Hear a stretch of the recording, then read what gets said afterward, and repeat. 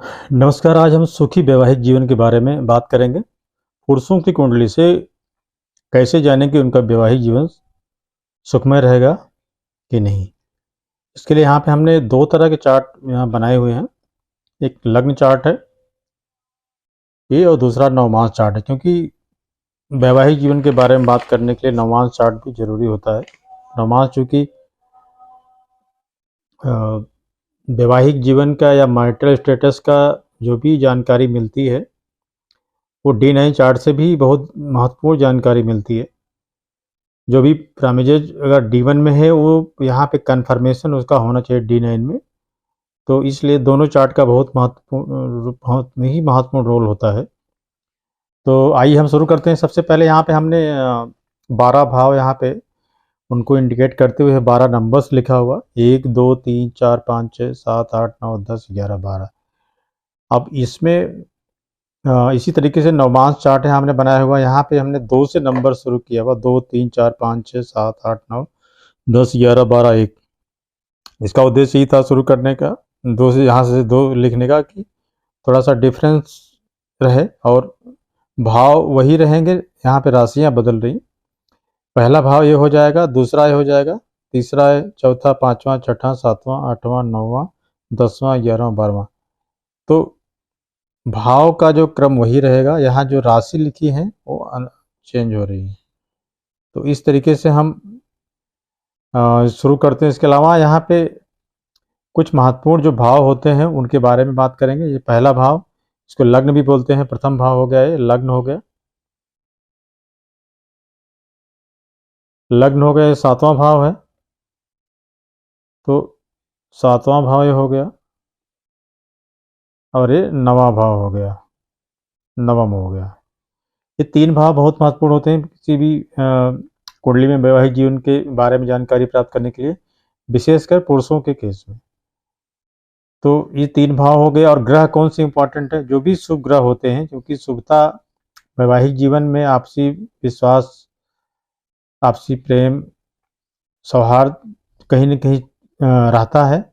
इसलिए शुभ ग्रहों का बहुत महत्वपूर्ण रोल होता है। तो यहाँ पे जो भी ग्रह हैं, जो शुभ ग्रह हैं, उनका प्रभाव यहाँ पे देखा जाएगा, तभी हम वैवाहिक जीवन कैसा सुखमय रहेगा कि नहीं उसके बारे में कुछ बात कर पाएंगे। तो इसलिए हमने यहाँ पे शुक्र, गुरु, चंद्र, बुध, इन चारों ग्रहों का रोल इसमें रहेगा। जब भी हम किसी भी कुंडली का आकलन करते हैं, किसी भी चार्ट का एनालिसिस करते हैं, तो ये हमको देखना पड़ेगा कि उस पर्टिकुलर भाव पर शुभ ग्रहों का प्रभाव कितना है। इसलिए इन ग्रहों को हमने यहाँ पे लिखा हुआ। अब यहाँ पे भाव हो गए, ग्रह हो गए, ये लग्न चार्ट हो गया अपना जो है। अब हम यहाँ पे शुरू करेंगे कि किस तरह की परिस्थितियों में वैवाहिक जीवन पुरुष का, अगर उसकी कुंडली में इस तरह के योग हैं, तो वैवाहिक जीवन सुखी रहेगा। और आने वाले समय में, क्योंकि विवाह, मैरिज लाइफ जो होता है, एक बहुत बड़ा पोर्शन जो है लाइफ का होता है। तो अगर विवाह व्यक्ति का वैवाहिक जीवन सुखी है तो निश्चित तौर पे वो बहुत ही भाग्यशाली होता है। इसलिए नवम भाव को भी इसमें लिया गया है। तो हम यहाँ पे शुरू करते हैं। जो प्रथम, जो इसमें कुछ हमने सूत्र आपको बताएंगे कि किस तरीके से इसमें हम एक्सप्लेन करेंगे आपको, और आप अपनी कुंडली पे उसको लगा सकते हैं। नवमास पे भी लगाएं इसको, दोनों पर लगाने के बाद ही कन्फर्मेशन आपको मिलेगा। तो इस बात का हमको ध्यान रखना है। पहला जो सूत्र है इसमें, लग्नेश या नाइन्थ लॉर्ड, लग्नेश ये हो गए। 1 नंबर यहाँ पे लिखा हुआ है, तो 1 नंबर राशि है मेष होती है। मेष के मालिक कौन हो गए, मंगल हो गए। मंगल या नवम भाव के जो स्वामी है, यहाँ 9 नंबर लिखा हुआ, नवम राशि कौन सी होती है, धनु होती है। धनु के स्वामी गुरु होते हैं। तो लग्नेश या गुरु का 7वें भाव से संबंध अगर किसी अच्छे भाव में बने, कहने का मतलब हुआ ये कि अगर गुरु यहाँ बैठे हुए हैं और वो सप्तमेश को देख रहे हैं, सप्तमेश मान लीजिए यहाँ बैठे हुए हैं, तो डायरेक्ट उनकी 7वीं दृष्टि यहाँ पड़ेगी, तो उनको देखेंगे। इसी तरह से यहाँ भी अगर मंगल यहाँ पे है तो वो भी 7वें घर के जो स्वामी हैं, अगर यहाँ पे बैठे हैं वो, तो उनको देखेंगे। या यहाँ बैठे हैं तब भी मंगल उनको 4थी दृष्टि से देखेंगे, या यहाँ बैठे हैं तब भी उनको 8वीं दृष्टि से मंगल देखेंगे। तो कहने का मतलब, किसी भी तरीके से अगर लग्नेश जो लग्न के स्वामी है, लग्न लॉर्ड हैं, और नवमेश जो नवम भाव के स्वामी है, इनका संबंध सप्तम लॉर्ड से होकर हो रहा है, तो अच्छी एक सुखी वैवाहिक जीवन के बारे में हम उम्मीद कर सकते हैं कि व्यक्ति कुंडली में एक सुखी वैवाहिक जीवन में व्यतीत करेगा। जो इसी तरीके से जब सेवंथ लॉर्ड मतलब जो सातवां भाव का स्वामी है और शुक्र तथा सप्तम में जो भी ग्रह यहाँ पे स्थित हैं, जो भी यहाँ पे एक दो जो भी ग्रह हैं, और तो वो अगर वो ग्रह अपनी उच्च राशि में हो, मतलब यहाँ पे अगर हम सप्तम की बात करें तो शुक्र उच्च राशि में किस में होते हैं, 12 नंबर में होते हैं। अगर शुक्र यहाँ बैठे हों, सप्तमेश होकर शुक्र यहाँ बैठे हों, और यहाँ पे जो भी ग्रह हो, यहाँ पे दूसरी कोई राशि हो, यहाँ पे मान लीजिए 10 नंबर हो, यहाँ मंगल हो, तो अगर वो ग्रह उच्च में हो या अपनी स्वराशि में हो, इस तरीके से यहाँ अगर शुक्र यहाँ पे हो स्वराशि हो जाएगी उनकी, या मित्र की राशि में हो। अगर शुक्र के मित्र कौन से होते हैं, शनि होते हैं, यहाँ शनि की राशि हो तो शुक्र उनके मित्र हो जाएंगे। तो अपनी स्वराशि में हो या मित्र की राशि में हो या उच्च की राशि में अगर सेवंथ लॉर्ड शुक्र या सातवें भाव में जो ग्रह बैठे हैं, अगर इनमें ये अपने उच्च राशि में हो, स्वराशि में हो और मित्र राशि में होते हैं, तो आने वाले समय में जो भी उसकी विवाह होगा, जो जातक होगा, उसकी पत्नी बहुत ही अच्छी होगी और एक सुखमय विवाहिक जीवन में व्यतीत करेगा, ऐसा मानना चाहिए।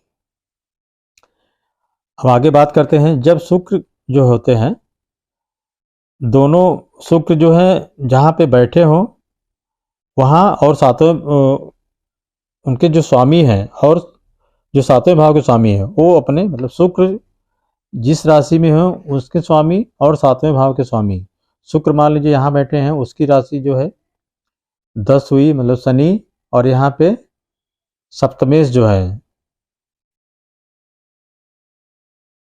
वो भी अगर यहाँ पे सप्तमेश जो भी होगी वो भी अगर अपनी उच्च राशि में हो, स्वराशि में हो, मित्र राशि में हो तथा केंद्र और त्रिकोण में स्थित होती है। यहाँ पे हम केंद्र त्रिकोण के बारे में बात कर लेते हैं।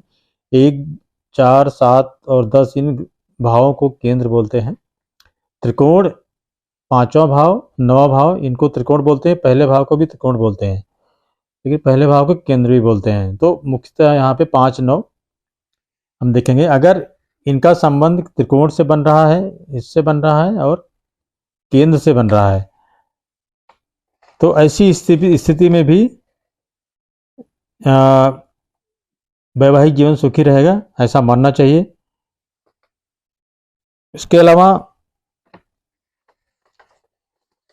जब केंद्र और त्रिकोण के स्वामी, केंद्र क्योंकि और त्रिकोण शुभ भाव होते हैं, इनके स्वामी जब सातवें घर को देखें, अगर नवम भाव के स्वामी, यहाँ गुरु की बात करें, गुरु अगर यहाँ बैठेंगे,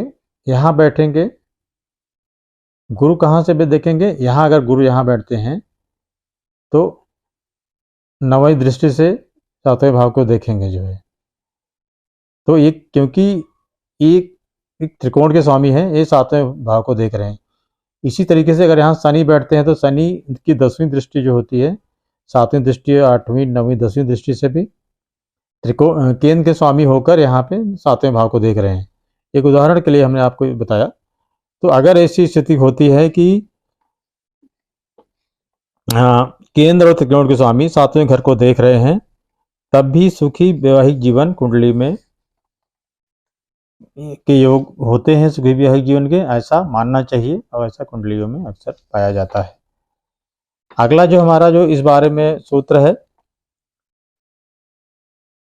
अगर सप्तमेश दशमेश की राशि में हो, मतलब सेवंथ लॉर्ड जो है, यहाँ पे कोई भी राशि हो सकती है, उनके स्वामी अगर यहाँ पे हो और दशम में जो राशि है उसके स्वामी यहाँ पर हो, तथा द्वितीय भाव में शुभ राशि में हो। द्वितीय भाव जो होता है यहाँ पे है, ये जैसे 2 नंबर है, ये तो शुभ राशि मानी जाए, क्योंकि जो है शुक्र की राशि, शुक्र जो है शुभ ग्रह माने जाते हैं, तो भी वैवाहिक जीवन में शुभता या सुख मिलने की संभावना रहती है।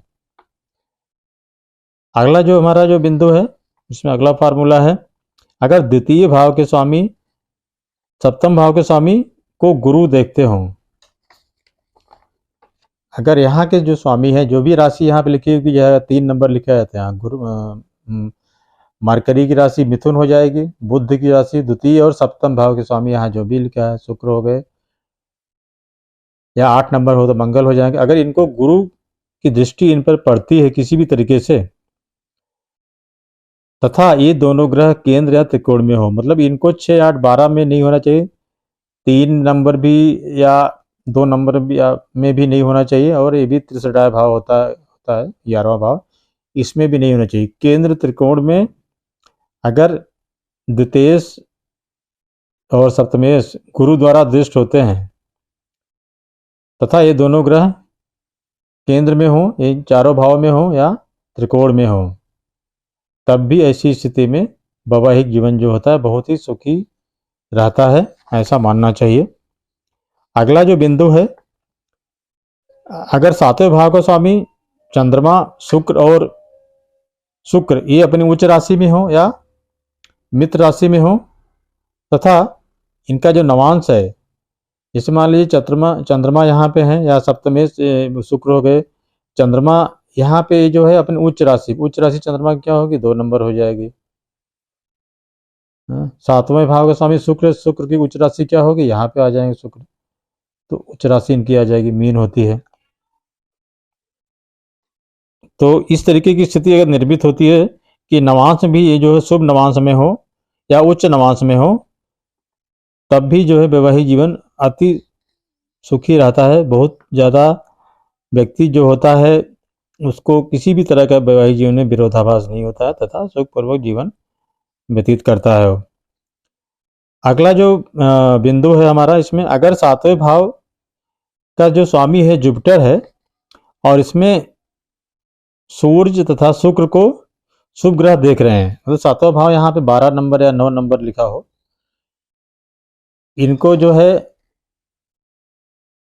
को शुभ ग्रह देख रहे हो तथा सूर्य और शुक्र को भी शुभ ग्रह देख रहे हो, तब भी वैवाहिक जीवन सुखमय रहता है,